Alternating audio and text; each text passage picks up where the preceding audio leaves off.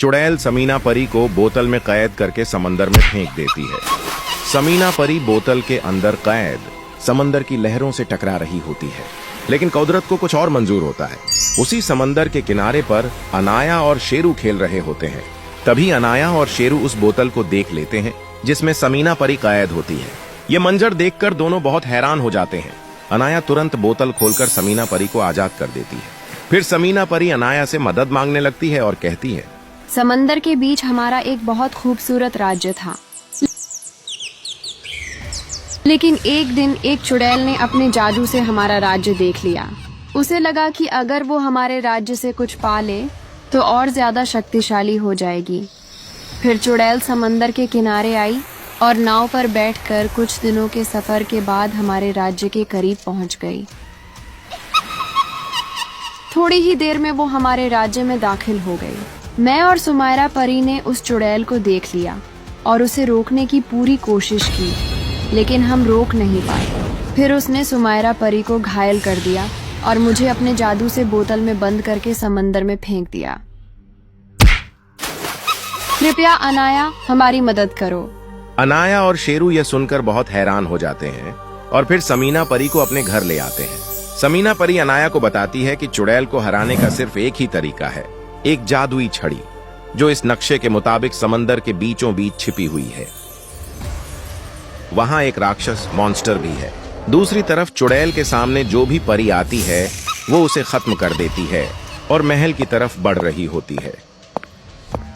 अंदर जाते ही चुड़ैल रानी परी से कहती है, मुझे जादुई लॉकेट दो वरना मैं सब परियों को भस्म कर दूंगी।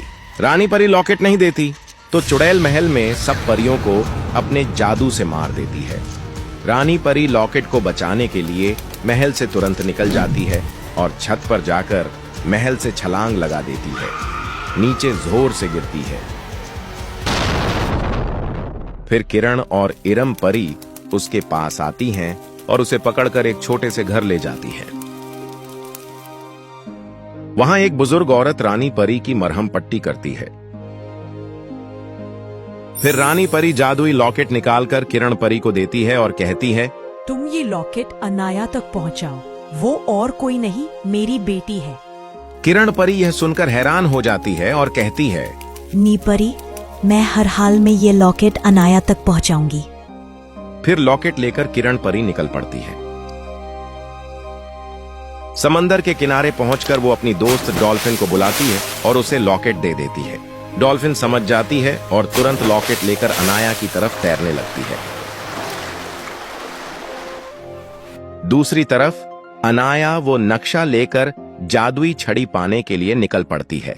कुछ देर बाद वो समंदर के किनारे पहुंच जाती है। तभी समंदर से डॉल्फिन बाहर आती है और अनाया को लॉकेट देकर सब कुछ बता देती है।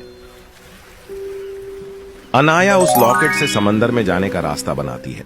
लॉकेट पहनकर वो और भी ज्यादा शक्तिशाली हो जाती है। फिर अनाया और शेरू दोनों समंदर के अंदर जाकर एक नई दुनिया देखकर हैरान रह जाते हैं। वहां उन्हें एक एक परी मिलती है जो बताती है कि अगर तुम्हें जादुई छड़ी चाहिए तो तुम्हें एक राक्षस से लड़ना होगा। अनाया और शेरू दोनों आगे बढ़ते हैं और उस जगह पहुंचते हैं जहां एक बड़ा राक्षस छड़ी वाले बॉक्स के पास बैठा होता है। राक्षस अनाया को देखते ही बॉक्स छुपा देता है और उस पर हमला करता है, लेकिन अनाया जादुई लॉकेट से उस पर हमला करती है। राक्षस बॉक्स लेकर भागता है, लेकिन अनाया अपने जादू से उसे हरा देती है। बॉक्स खोलते ही अनाया जादुई छड़ी निकालती है और भी ज्यादा शक्तिशाली हो जाती है। छड़ी लेकर अनाया और शेरू वापस ऊपर आ जाते हैं। एक छोटी सी नाव पर बैठकर अनाया, शेरू और समीना परी राज्य की तरफ निकल पड़ते हैं। कुछ देर बाद वो किनारे तक पहुंच जाते हैं। रास्ते में उन्हें कुछ परियां जंगल में कैद दिखती हैं, जिन्हें अनाया जादू से आजाद कर देती है। आगे बढ़ते हुए कुछ और जानवर भी मिलते हैं जिन्हें चुड़ैल ने कैद किया होता है। अनाया सबको आजाद कर देती है। फिर अनाया उस घर तक पहुंचती है जहां रानी परी होती है। अंदर जाते ही रानी परी अनाया को देखकर बहुत खुश होती है और उसे जोर से गले लगा लेती है। दूसरी तरफ चुड़ैल काले जादू से परियां बनाती है और उन्हें लॉकेट ढूंढने भेज देती है। वो परियां लोगों के घर जला रही होती हैं, सब कुछ तबाह कर रही होती है। फिर अनाया आती है और अपनी जादुई छड़ी से सब परियों को खत्म कर देती है। फिर जादू से सब घर पहले जैसे कर देती है। फिर अनाया महल के अंदर जाती है जहां चुड़ैल जादू कर रही होती है। अनाया उस जादू को रोकती है। फिर अनाया और सब परियां मिलकर एक साथ चुड़ैल पर जादू करती है। चुड़ैल कमजोर होकर नीचे गिर जाती है। अनाया चुड़ैल की छड़ी लेकर और भी ज्यादा शक्तिशाली हो जाती है। फिर अनाया चुड़ैल को बोतल में बंद करके समंदर की गहराइयों में फेंक देती है।